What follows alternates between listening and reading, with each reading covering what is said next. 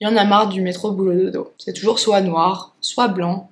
C'est chiant. Aujourd'hui, on va vraiment voir comment on peut en fait rendre ton quotidien un peu plus actif. Donc, premier conseil, déjà, tu te lèves, je te conseille de faire des étirements. Ça va vraiment t'aider à te mettre dans un mood. En fait, tu vas te réveiller, le premier truc que tu vas faire, c'est t'étirer. Au lieu de commencer ta journée à fumer une clope, eh bien, tu t'étires. Directement, tu vois ton premier pas, eh bien, il est indicateur de comment ton mental va se comporter. Donc, active-toi. Si tu sais que toi, tu prends juste un café au lieu de te poser comme ça devant la télé, eh bien, pourquoi tu boirais pas ton café et après, t'écrirais pas un peu tes objectifs? Ou est-ce que tu marcherais pas un peu dans l'appartement? Ou est-ce que tu irais pas justement te balader pendant 10 minutes? Tu vois? Donc déjà, commencer par voilà, un petit réveil en action pour donner le ton. Et si tu télétravailles pas, que tu sors de chez toi, évite absolument les escalators ou les ascenseurs. Essaye au maximum de prendre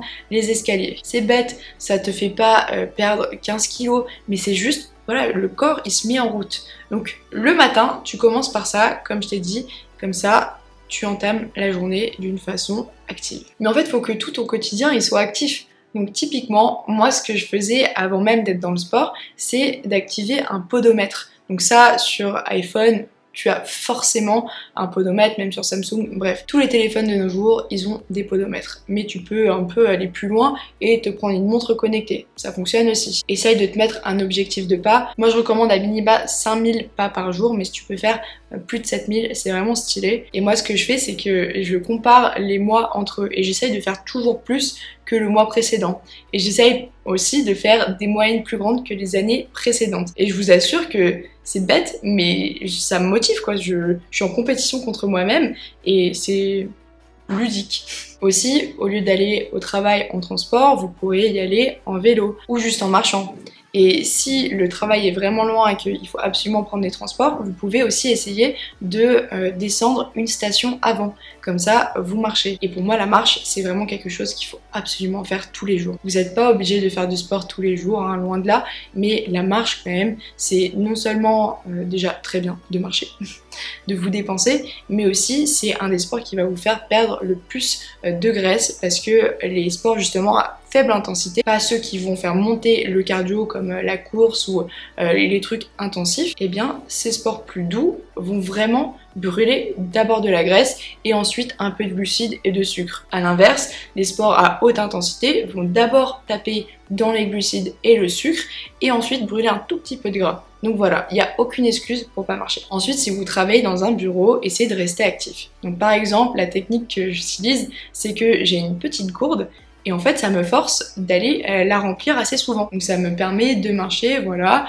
de remplir ma petite gourde, peut-être papoter avec quelqu'un, peut-être faire un tour un peu plus grand dans le bureau, et après retourner à ma place et refaire la même chose plusieurs fois par jour. Aussi, si vous avez cette chance, utilisez les bureaux debout. Il n'y a rien de mieux que voilà, juste rester actif, dégourdir un peu les jambes, parce qu'être assis comme ça tous les jours, surtout si t'es hyper focus, que tu prends pas forcément de pause, ça aide quand même, ça fait du bien. Enfin, si vous organisez des réunions, moi ce que je pourrais vous conseiller, c'est d'essayer d'en faire des un peu plus créatives.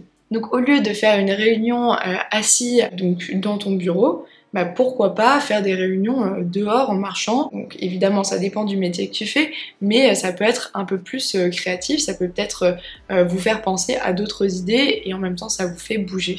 Maintenant pour les loisirs, je sais que de nos jours on est tous très sur nos téléphones, mais il faut vraiment revenir un peu aux bases et reprendre des hobbies où on bouge un peu.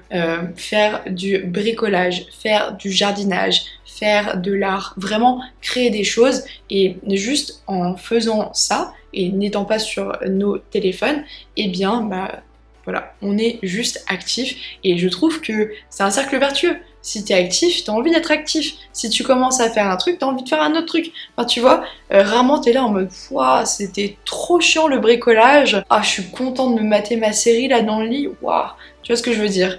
Au contraire, t'es là en mode « C'était trop cool, j'ai fait un truc qui m'a plu, je suis trop contente et j'ai trop hâte de recommencer. » Tu vois? Donc vraiment capitaliser sur ces moments où t'es trop heureux de ce que t'as fait. Après, les sorties en plein air aussi, c'est gratuit. Donc par exemple, faire des balades, aller sur une aire de jeu, aller courir un peu dehors, peu importe, mais vraiment c'est gratuit, donc sortez au maximum. Un truc que moi j'aime bien faire, c'est les parcours de santé. Donc en fait, je sais pas si vous avez déjà vu ça, mais parfois en ville ou en forêt, il y a des espèces d'installations avec des trucs assez variés. Par exemple, vous avez des barres de traction, vous avez des constructions en bois, et en fait tout ça c'est des vrais parcours que vous pouvez faire en courant ou en marchant, seul ou accompagné, et c'est hyper cool parce que c'est méga ludique, ça te permet de faire un peu de sport, et ça te permet aussi de voir un peu dehors, suivre des parcours qui sont tracés, et généralement c'est aussi classé par niveau de difficulté, donc il y en a vraiment pour tous les goûts. Aussi, ce qui est cool parfois, c'est de découvrir de nouveaux hobbies, et ça c'est bien pour vous, c'est bien pour votre mental, c'est bien aussi pour pas trop vous embêter quand vous faites tout le temps les mêmes séances, quoi, découvrir des nouveaux trucs, se diversifier, mais aussi socialement. Ce que j'ai lu dans un livre récemment, c'est que si tu essayes un sport une fois comme ça, en une séance, t'as 80% du jargon. Et quand tu rencontres quelqu'un dans un milieu social qui fait ce sport, qui le pratique, tu vois tout de suite, toi tu sais de quoi il parle. Et tout de suite tu peux poser les questions intelligentes, tu peux briller dans un sens, tu vois. Donc essayer un nouveau sport, c'est cool pour toi, c'est cool pour ton mental, c'est cool pour ton physique, mais c'est aussi cool pour sociabiliser. Donc voilà, ça coûte rien d'aller parfois essayer des trucs que t'aurais pas essayé d'habitude. Et voilà, juste pour le fun. Maintenant, quand t'es à la maison, tu peux aussi prévoir un petit espace disponible où tu peux faire des exercices à la maison. Moi, ce que j'aime bien faire à la maison, maintenant, c'est plutôt les exercices de mobilité, ou de stretching, ou de souplesse. C'est vrai qu'avec le Covid, je me suis un peu dégoûtée des sessions à la maison, les Chloé Ting, Sissimua et tout, c'est très bien, hein. Mais j'en peux plus. J'ai besoin j'ai besoin que ça bouge. Et donc pour ça, j'ai arrêté les séances à la maison. C'est vrai que parfois t'as pas envie de sortir, parfois t'as juste envie d'être à la maison tranquille, t'as envie d'être chill. L'activité c'est pas juste faire des trucs haute intensité, c'est aussi prendre soin de tes articulations, de tes joints, travailler ta souplesse, t'étirer, parce que le sport c'est pas juste le sport. Le sport, c'est aussi les phases de récupération, la relaxation. Donc voilà, prévoyez un petit espace chez vous où vous pouvez faire du sport. Et d'ailleurs, chez vous, vous pouvez complètement rester actif aussi, hein. Par exemple, vous pouvez transformer les tâches ménagères en tâches ménagères actives. Donc par exemple, le ménage, vous pouvez juste mettre de la musique et rendre le truc un peu plus cardio, un peu plus dansant, un peu plus fun. Et tout de suite, vous voyez, un truc qui était chiant, qui était relou et qui en plus prend du temps, et bien ça s'est transformé en un truc un peu plus ludique. Où c'était chiant et tout, d'accord, mais au moins vous avez écouté de la musique que vous aimez, ou un podcast que vous aimez, ou je sais pas, écouter une leçon, ou appris quelque chose, et voilà, c'est plus juste faire du ménage. Vous avez superposé quelque chose par-dessus, et vous avez derrière gagné quelque chose à faire ça. Aussi, maintenant, un conseil pour la famille, c'est donc de rester actifs ensemble. Donc au lieu d'après manger, aller tous se mettre devant les écrans, pourquoi pas jouer à un jeu de cartes, jouer à un jeu de société. Quand vous partez le week-end ou en vacances ensemble, prenez un ballon, prenez un frisbee, prenez un molki ou de la pétanque. C'est pas quelque chose qui est ultra actif, mais au moins je trouve que de se détacher des écrans, ça vous rend déjà beaucoup plus actif. Vous êtes 100% plus actif que quand vous êtes sur les écrans.